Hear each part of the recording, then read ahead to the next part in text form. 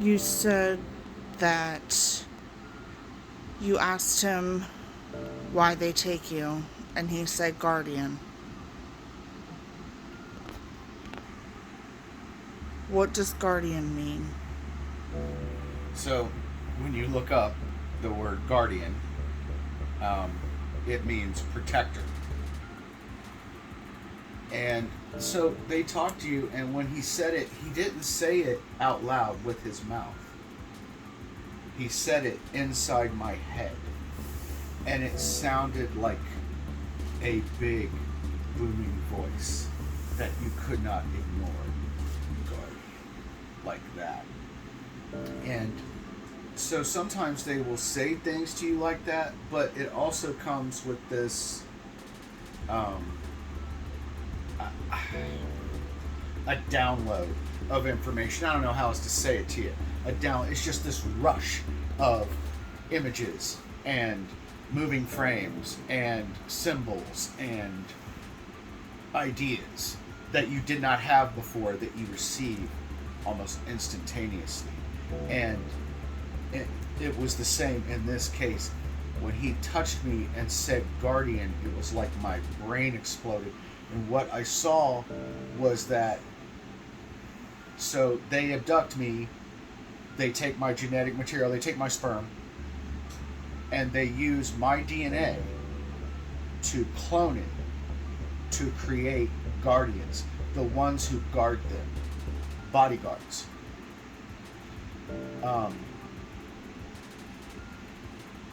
Like a human pit bull. They look for certain traits, certain attributes that people have. And so they wish to exploit some of these for their own benefit. And in my case, my genetic makeup, my personality, my character is that of I make really good protectors. That the ones that they make from me are the ones who serve them in the role of guardian or bodyguard. They're very specific with language. They don't say much, but when they do, it is excruciatingly accurate. I recall, and not my experience, but an experience from a police officer who was abducted while he was awake, taken aboard a craft, and they called him Watchman. And I said, what is the difference between a watchman and a guardian?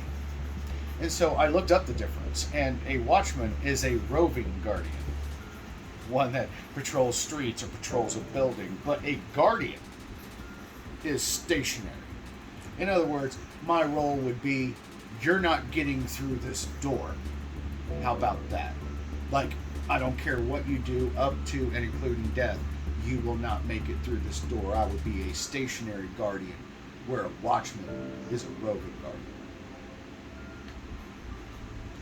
Okay. Well, you answered my next question of how do they communicate with you. They communicate with you, they say telepathically, but it's such a poor way of saying it. They communicate with you telepathically, but it's not always words.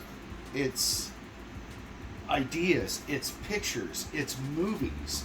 I get downloads of like entire movies, of entire speeches that I can recite back to you or describe back to you over and over again in detail because they are implanted now. I don't know how to say it, but they basically just take it and download it to you. Now, people are under the impression that because they communicate with us telepathically, that we are telepathic. We're not. They have the ability to go into your head, but everything that happens inside your head. Nothing gets transmitted back to theirs. We do not have that ability. They have the ability to go inside your head, have a conversation, know what you know, hear what you're thinking, and then they can leave, but you cannot transmit.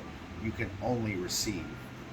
And what you receive oftentimes will be things that you don't understand yet, or you don't know what you're seeing yet, and you will get this download all at once, but it may take you months, maybe even sometimes years, to process the entire meaning of it.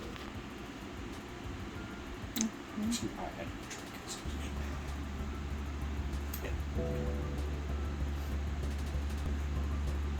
Do you have another question? All right. How do you cope with being abducted and the experiences? I drink.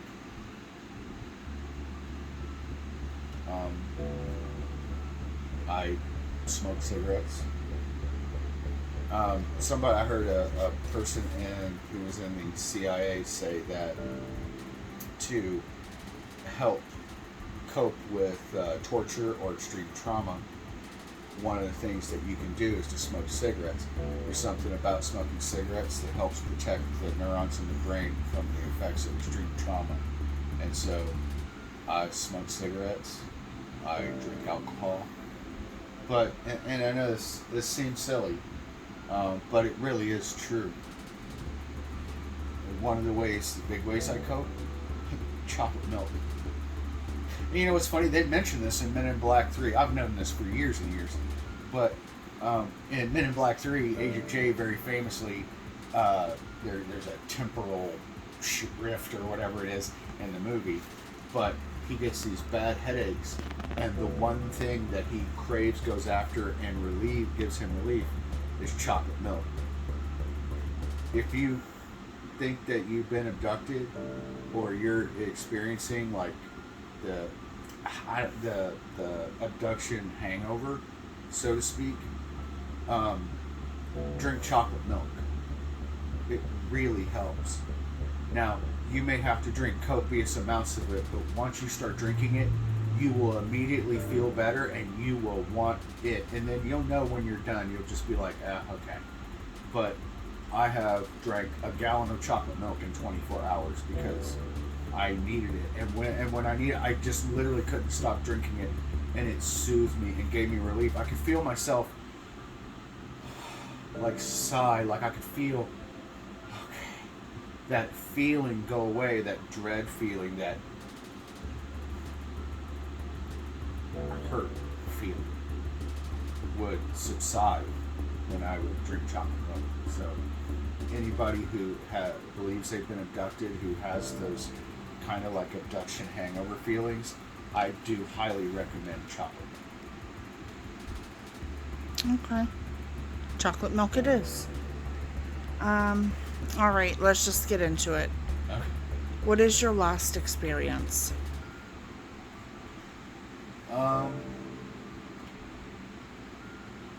The last experience I remember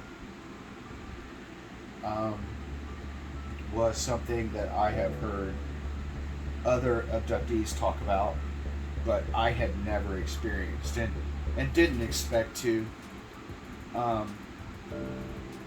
I was living in a completely different place. I wake up I come to in my old apartment, which I had moved out of like a month or two prior. And I'm standing at the sink and I'm washing my hands. And I have a towel thrown over my shoulder like I do when I'm in the kitchen. And I dry my hands on the towel. And I look around and the apartment is completely bare. There's no furniture. No one's living here. It's completely clean. And I'm washing my hands, and for some reason that I don't understand, I am really excited. I'm really happy, but I don't know. All of a sudden, the door to the apartment opens. And in walks in a very thin, very pale female. And it looks like she's wearing a blonde wig. A very obvious blonde wig. And a like a kind of like a raincoat. And with her is a little boy. And it's a little boy that looks just like me. I messed up, and I did this wrong. And I had to communicate later and got communicated back with. My son, my oldest son, whom I loved very much, committed suicide 3 years ago. I have been a wreck ever since. I did not realize what was going on or why. And when I saw him, I saw that little guy, something in me made me believe that it was my son as a little boy.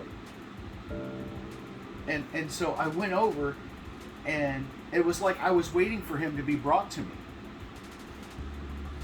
And this very small, very pale lady with the blonde wig didn't seem to like me very much.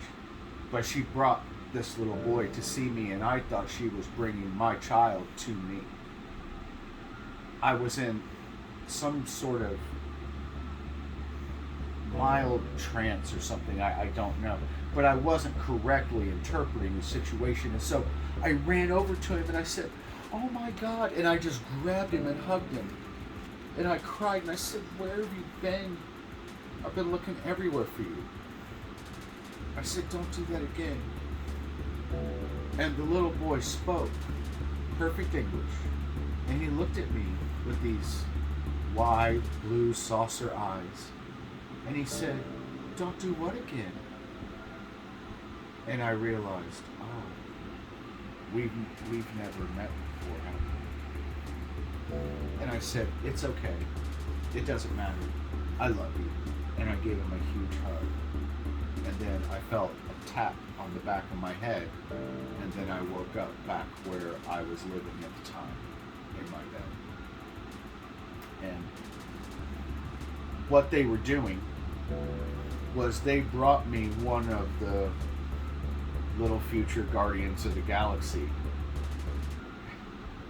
They brought one of my puppies to me to meet me, and I completely misinterpreted. They didn't know what had happened. They don't monitor you 24 hours a day. It's not like that. And so I had breached protocol. I wasn't supposed to touch him.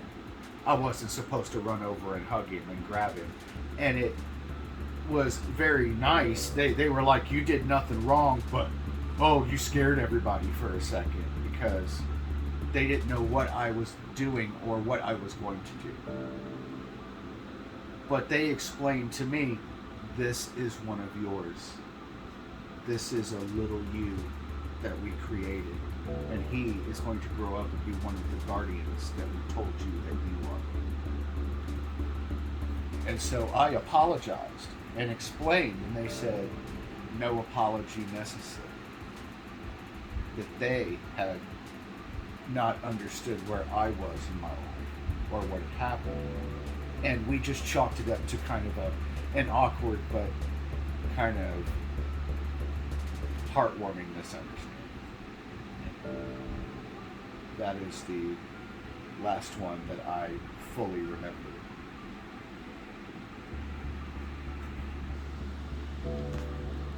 Have they ever done anything nice or kind for you?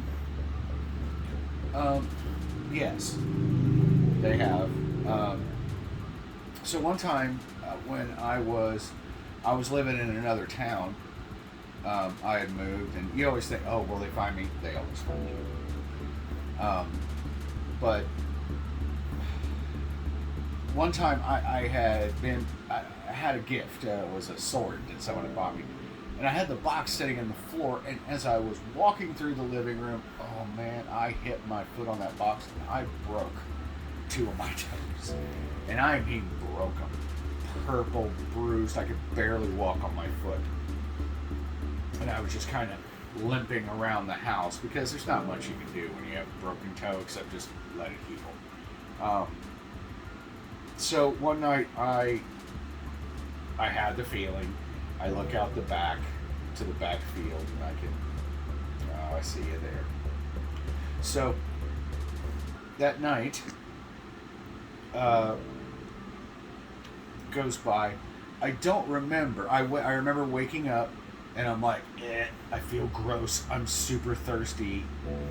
And then I had went to sleep with my socks on. It was cold outside, and I slept with my socks on. But when I woke up, my socks weren't on, and so I thought that was strange.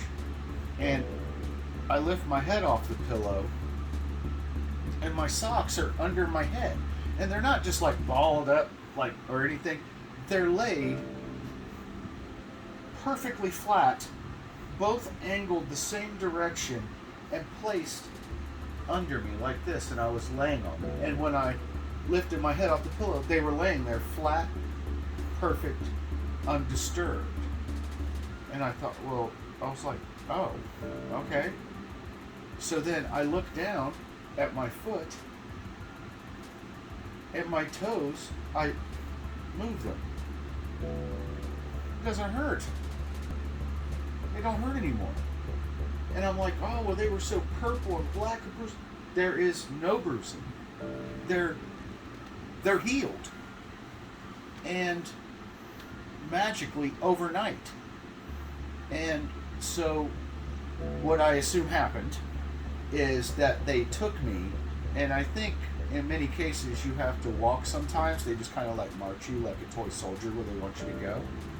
Well, I think they realized that I was in really bad pain because of my foot, and that, or maybe they even thought maybe they had injured me accidentally.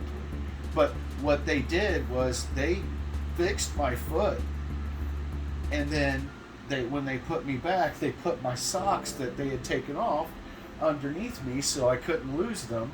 And also, I think to let me know that it was them. And my foot was healed. They healed me overnight.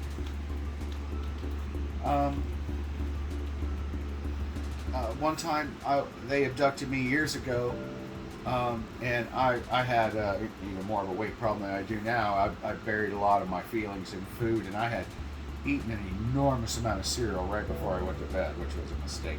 But I actually felt myself get sick in my sleep. I felt myself, and this is gross, but I felt myself throwing up Rice Krispies I had eaten. And I thought I was in my bed, and I was like, okay, if I could just lay here and let this pass, it'll be okay. I'll clean up the mess, but I need to not be on my back.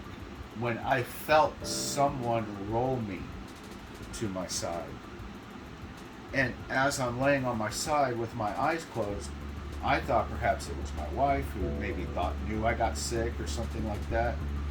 But I opened my eyes just a little bit, and I saw these red walls with these black hexagonal frames in front of them. And I closed my eyes again, and I said, okay, I'm not in my room. Don't freak out. And I just closed my eyes because I felt them touching me, and I could feel them very, very gently touching me, like cleaning my face, like picking little pieces of cereal off of me, and like I just thought to myself, I just said, don't open your eyes. I know you want to see, but if you open your eyes, they are gonna freak out. And so I just laid there after I saw the red walls, and I knew I wasn't in my room. I just closed my eyes, and I just allowed them to take care of me, and they did. They cleaned me up. I think they probably saved my life, but I think also they might have been the reason I got sick, like something they were doing also could have been the case. But they took very good care of me. They were very gentle and very it was like being touched, just like your mother, the most gentlest mother would clean you. It was, I didn't want it to stop. It felt so nice. I felt protected. I didn't feel endangered. But yeah, those are two very positive experiences I had where I felt like they took care of me, they helped me, they actually healed my foot, and they also kept me from aspirating or possibly dying, from choking or anything in my sleep. So I would not assign them evil or bad or mean or anything. But I do have a lot of issues with what is going on. Okay. Well, um, all right. So, have you ever had any scary experiences with them? Well, I wouldn't say I had a time when I scared them. I'm not scared, but I had a time when I I scared the shit out of one of them. Here I have a drawing. It's just this. So one night I'm taken, and I wake up and I'm just laying on my back and I'm staring up and I open my eyes. And at first I was dreaming. I was dreaming about the thing I always dream about, which is like trying to find someone I love desperately and I can't find them anywhere. And I'm running down this rainy street at night, but I'm aware that it's a dream, and because I can't feel wind, I can't feel anything. I know that it's not real, and then all of a sudden, bing! I just open my eyes, and I look up, and all I see is white. There's just white light everywhere. There's no central spot. There's no light bulb. It's just white everywhere. And so I'm just laying there, just trying to figure out, okay, what's this? And one of these little guys, he like leans over me. He leans over and looks at me and he goes, huh. He has a startle response. Huh? He jerks back, startled, which I thought was amusing because I never thought, oh, they would have a startle response like human beings do. But he he just leans over me, and then he grabs this metal, shiny, cylindrical thing, and he just leans over and he grabs this thing, goes bink, and hits me on the head, and then I wake up in bed.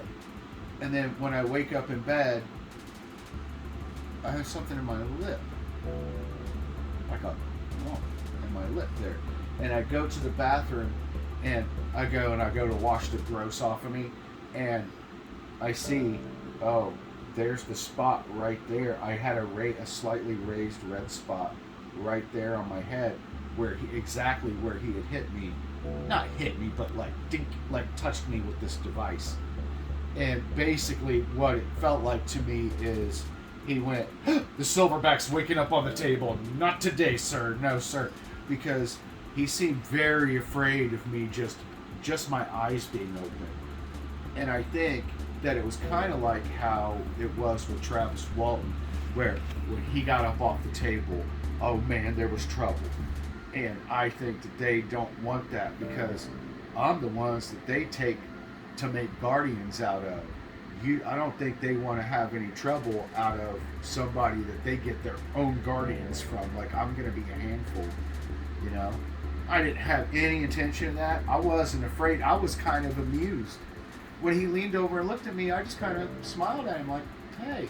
And he went, huh, and hit me in the head. And he reached over, and he was very tiny, and I could feel like, and it's hard to like gauge, but I felt very low to the ground. I didn't feel like I was raised up way high. I felt like I was only like a couple of feet off of the ground. And this being, the little tables and stuff was around. And then before he saw that I was awake and I was figuring out, I looked down. I couldn't move my head or anything. I just looked down. And when I did, I saw something around my genital area. And I didn't feel anything, but I could clearly see it, but I didn't know what it was. And that when I looked down and then I looked back up and I was trying to figure things out, that's when he like leaned over me and freaked out and reached over and hit me in the head. And he reached over with his left hand. And I could see, and I know other people say different, but I saw 5 little fingers. 5 little fingers. that reached over and grabbed this cylindrical object. It looked like it had small flutes in it all the way around. And he grabbed it. It seemed very large in his hand like this, and he touched me to the head with it, and I was instantly unconscious. So it wasn't scary for me, but it was scary for them. And it goes to show you, like, they have a startle response, and they don't want any trouble. They want to keep you nerfed as much as they possibly can. But I have had experiences that were scary that actually did not result in me seeing a being or interacting with one directly. But I've had a couple of attempted abductions that didn't go very well on their part because of the way that they were done. One of them, I was driving home from band practice. I was in a band at the time, and I was driving down I-70 going from Springfield to Fairborn in Ohio. And I was at band practice because I had gotten into a big fight with my wife at the time. I won't say her name. She works at Wright Pat Air Force Base, and she's a very high-level employee there.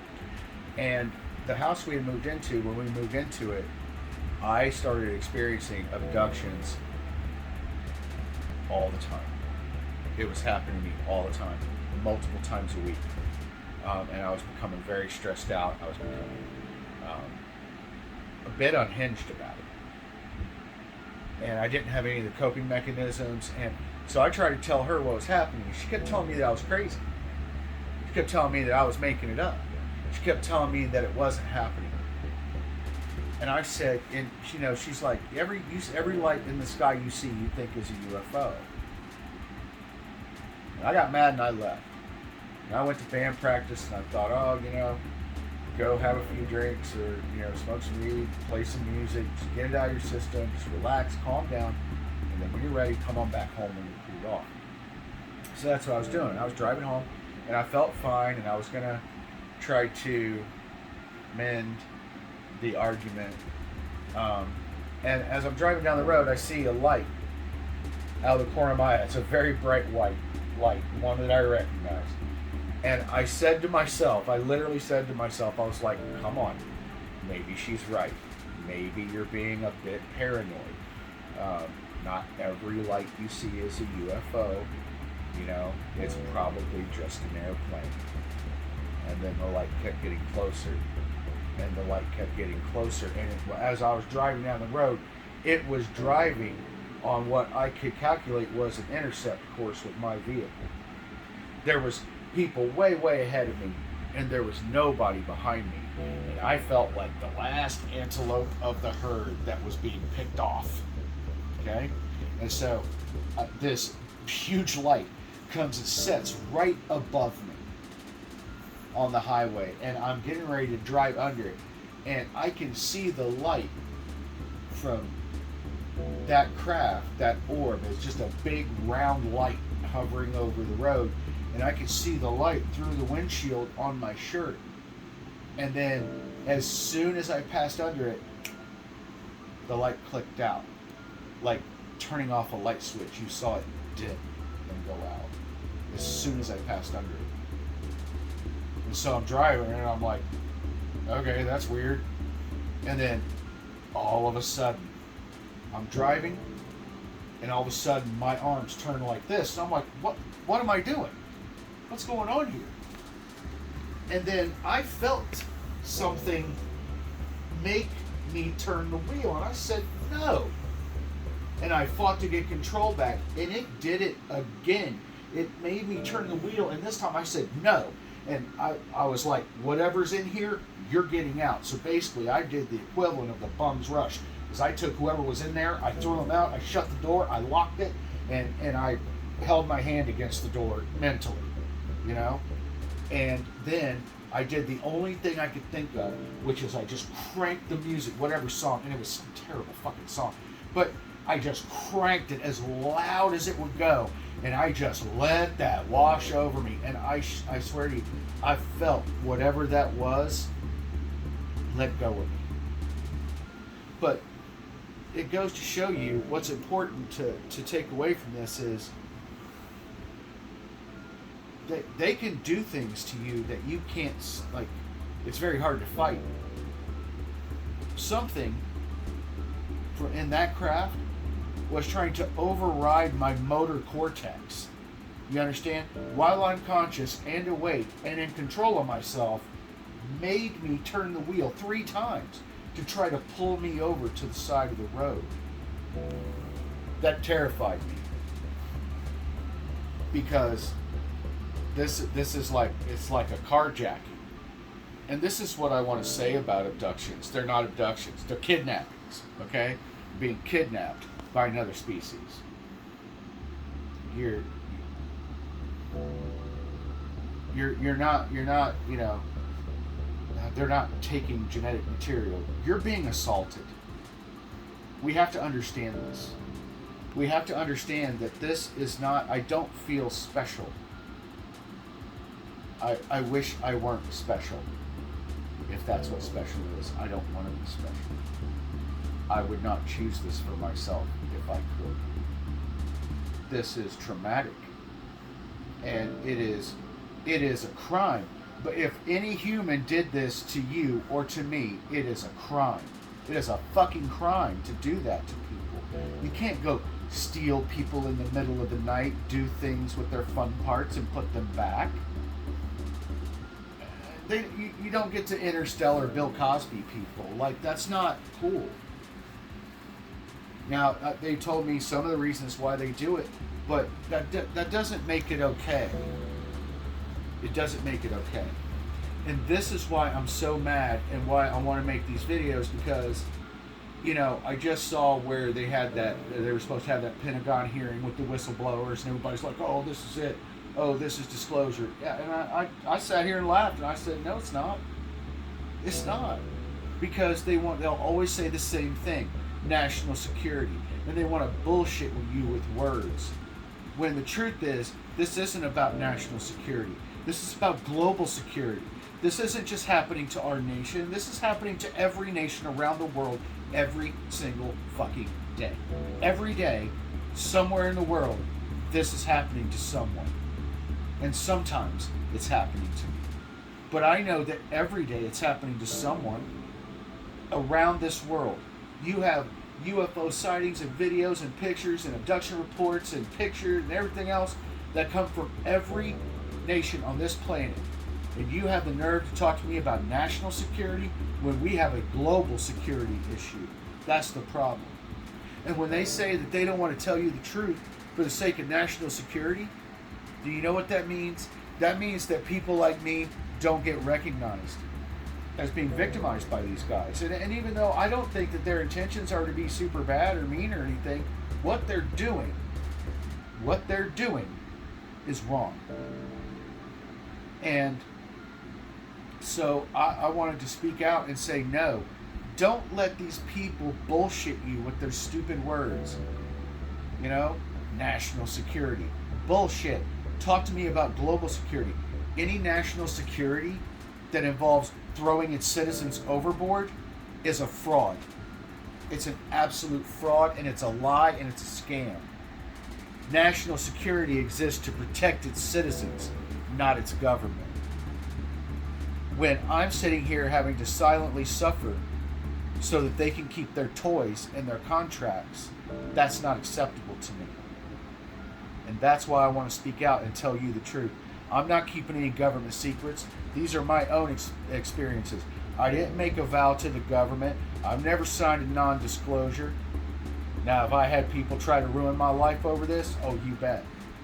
Yeah, people have tried to shut me down, shut me up. How's that working? Not so great. Because I know what the real game is.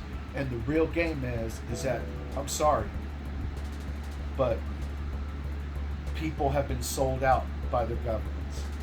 And they have craft, they have beings, they have deals, and one of the deals is that you can go kill and take from cows, whatever you want. You can abduct people, long as you put them back. You know, all this stuff, that all these little greasy backdoor deals that they've made so they can keep their shiny new toys. And then they say they want to hide behind this wall of secrecy. Well, I made no such deal. I've been made no such promises, and I have received no such compensation. I don't even receive help or support for the trauma and damage that these experiences can do to the human psyche. And one of the things that would really help is if it were publicly acknowledged that these things happen. I can't walk into the nearest psychiatrist's office and say, hey, can I tell you all about my abduction experiences? Because they're going to bitch you up for a fucking, an all-day hug in a rubber room. That's all you're going to get. You're going to get treated stupid and crazy. And I'm anything but those two things. And so I think it's very important that people know that it is folks like me, and it's not just me, there's hundreds, there's thousands of people like me who are being taken, who are being experimented on, who are being taken for all different reasons.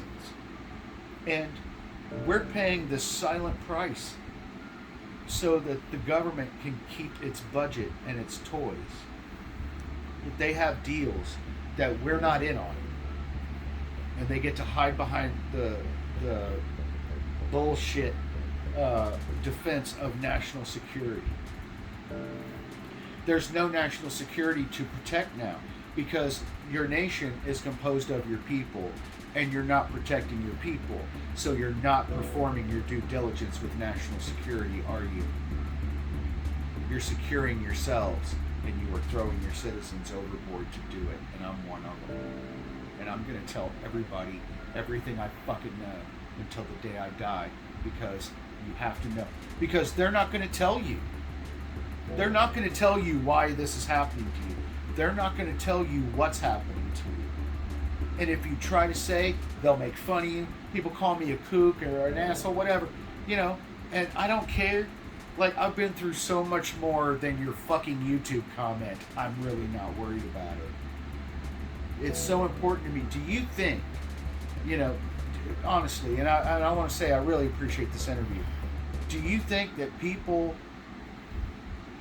like myself are so not self-aware that we don't know what this sounds like? Do you think that I don't know that this sounds crazy? That it sounds unbelievable? It sounds as though it's made up? You know why? Because we live in two different realities. I live in the reality where these things are real, and you live in the reality where they're a punchline in a movie. I'm nobody's punchline. What I'm telling you is 100% absolutely true. And there's so much more to tell. But that's why I feel compelled to say these things, is because if you don't get it from me or other people like me, you'll never get it from anywhere else. You know, fuck Stephen Greer. Talked about, oh, the government offered me $2 billion to stop talking about UFOs. Really? You know, a 50 caliber bullet only costs about $1.50. They could erase your ass off the planet anytime they want to. They can shut you up and shut you down anytime they want. They can come shut me up, shut me down. But if they do, then it'll just prove that I'm telling the truth. Otherwise, why would they bother? You don't go shut down the crazy guy on the corner holding a sign that says the end is nigh, right? Nobody's wiping him off the street for that. Because they go, crazy guy, right? But when they come and they shut you up, they shut you down, they try to ruin your life, like they have me, it must be because I'm onto something. And it's because my experiences are genuine, and I relay them in a truthful and non-exaggerative manner. Because I want you to have the best truth. I know that I sound crazy, but even though I know I sound crazy, it's so fucking important that you know that I'm willing to tell you anyway, and be looked at as however, just in case it helps someone. Because people kill themselves. People kill others over this. There's a very famous case that really happened in the movie The Fourth Kind, where a man was being abducted and his family was being abducted, and their experience was so bad and so traumatic, and there was no support for them. There was no help for them. And he didn't see a way out, so he killed his family and then himself just to make it stop. These are real people, and they're paying a real price. And I've paid this price for 45 fucking years. And the price was worth it because I've come away with a lot of information. I've come away with some important experiences. And I want to pass those on, just like the other brave people like Travis Walton who have done it before me.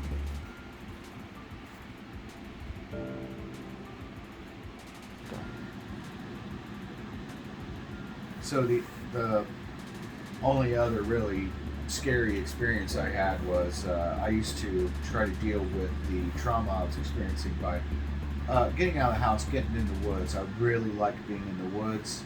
I like to practice woodland survival, self-reliance techniques.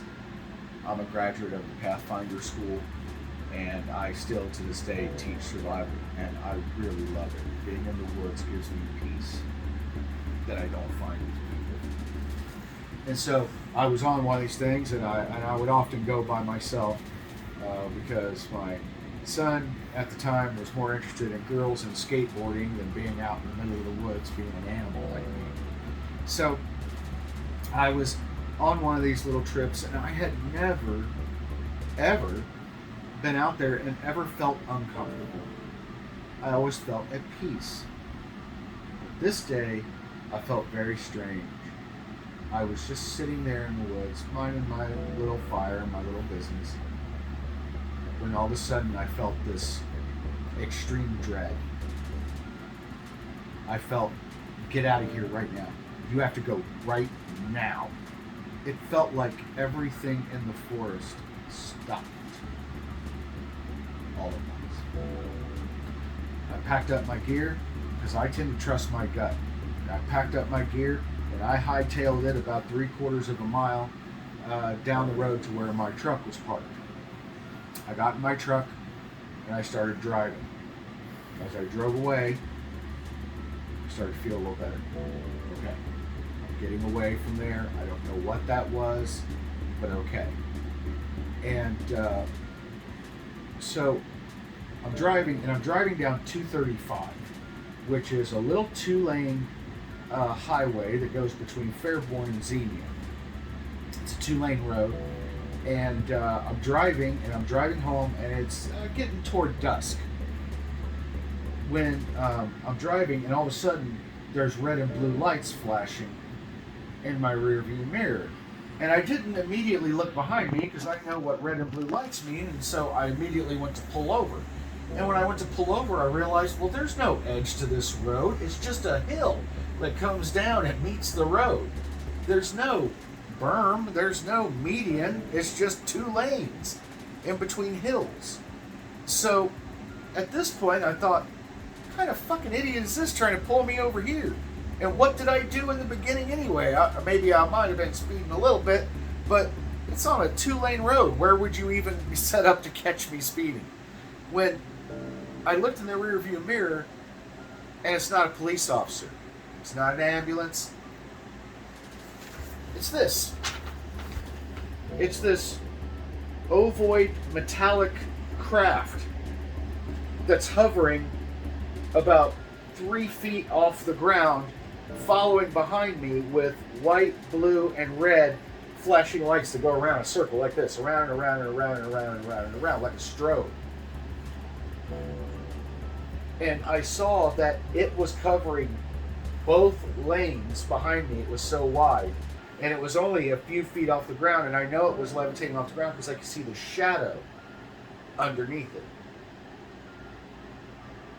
And so I just freak out, man. And I just, boom, and I hit the gas, and I'm like, now I look back, and I'm like, what an asshole. You think you're going to outrun this in a Chevy Avalanche? But, you panic. You don't know what to do. So I thought, okay, can't outrun the guys, but what I can do is I can get around people. If I get around people fast enough before they get me, they're going to have a hard time explaining that shit away. So I just floored it. And I'm going like 110 miles an hour down 235. There's nobody around. There's no traffic or anything. And so I see the hill, and I know that once I crest this hill, when I come down the hill, there's the ramp for the highway, there's my town, and there's gonna be people driving. And they're gonna see this. And that's all I wanted was if this happens to me, I want people to know it. Because I don't want to disappear and my family not know what happened to me or anything. So, woo, I go airborne over this hill. Boom, boom, boom, bouncing in the truck.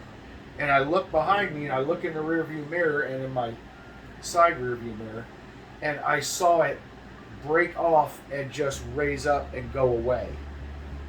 And I just cruised down and went home, and I never said anything. But this is what was chasing me.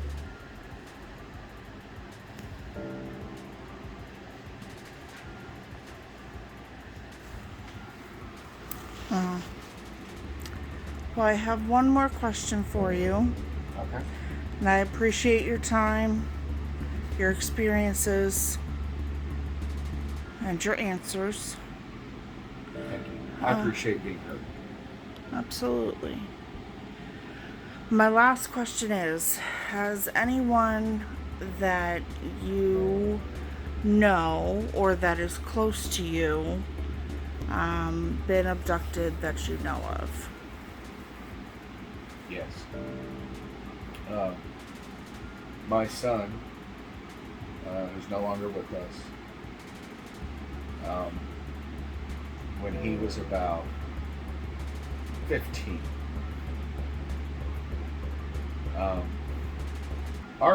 these abductions happened to me, started happening to me all the time once I moved to a certain house. And once I moved to this house, our lives changed. I was the one who seemed to be the one primarily abducted. But one morning, my son wakes up and he comes and gets me. And he says, "Dad, can you help me?" And I said, "Yeah, what's going on?" And he had a bloody nose. And he had blood on his pillow. And I know this sign too. This is oftentimes when they will abduct someone and they will place a tracker, for lack of a better term, in them. And one of the places that they do this is in the septum of a person. This will cause bleeding. And so I asked him, "Are you feeling okay?" And he said, "Dad, I feel hot and gross and I'm so thirsty and my nose is bleeding and I don't know what's going on." And I feel very strongly that he had been abducted by them, at least on that one occasion.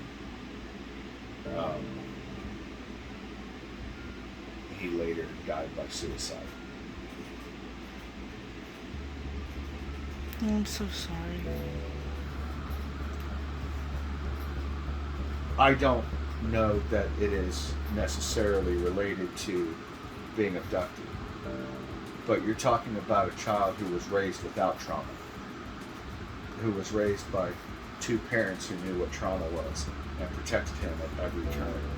And I don't know how much of a role that experiences like this might play into that. But because I know that other people have committed suicide, have committed murder over this, that I have contemplated suicide over this, that I developed what to human beings look like dysfunctional coping mechanisms, but if they're so dysfunctional, then why am I still here? And it's because I was fortunate enough to figure out what to do to psychologically survive, and some people don't. And I don't know the reasons. He was in the Air Force, where his mother worked, and a little bit of time into being in the Air Force, where he was working in meteorology.